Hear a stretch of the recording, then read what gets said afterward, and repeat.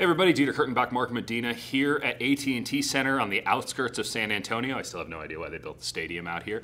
Arena, Dieter. Sorry, arena. Yeah. It's a very large arena in the middle of nowhere. We're looking ahead to Game 3 of the Western Conference first round series between the Warriors and the Spurs. The Warriors have a 2-0 lead, but a lot of weird emotions going into tonight's game. Greg Popovich's wife, Erin, it was announced, passed away yesterday. Obviously, the Spurs, the Warriors, who have so many connections to the Spurs, all grieving the loss. But there's still a basketball game to be played, and Greg Popovich won't be on the sidelines for this game.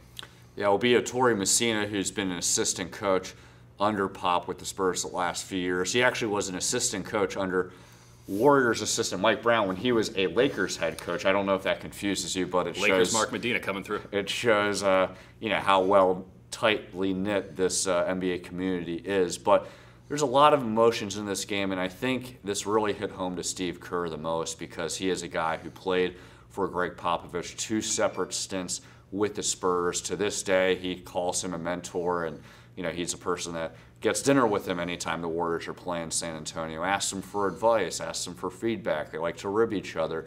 And during shoot-around availability, Steve Kerr, I think brought that home with the story of Pop's late wife sharing that she was not happy with Pop when they traded Steve Kerr to Portland. So Steve obviously has a soft spot for everyone in the Popovich family. Yeah, at the same time, there is a basketball game to be played. As much as this is inconsequential in the grand scheme of things, life and death, there's Game 3, and this is, in many ways, the series. We all know the 1-2-3 Cancun line. This is a chance to get to that number 3 for the Warriors.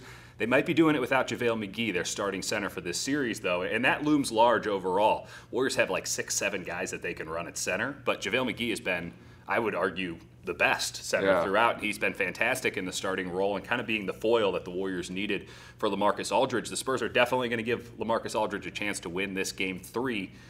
Someone's got to step up if JaVale can't go. Yeah, as of right now, JaVale McGee is listed as questionable, but even if it is the playoffs, the Warriors have always been about playing the end game, prioritizing health. So wouldn't be surprised if JaVale sits out tonight. And Steve Kerr had said there's a very good chance that Zaza Pachulia will get a lot of playing time. He had 2 healthy scratches. When I've talked with him and when he's talked with others, he's obviously made it known he's an NBA player. He's a competitor. Therefore, he is upset that he hasn't been able to play these first 2 games. But to a man, the Warriors have always praised him with just how he's handled those demotions throughout the season. But it'll be interesting to see how that changes the complexion, because when you look at all these centers, whether it's Zaza or Kevon Looney or maybe Jordan Bell gets some time, your favorite David West, they all bring different dimensions as far as their strengths and weaknesses, and it'll play a big factor in how well they can handle the Spurs front court.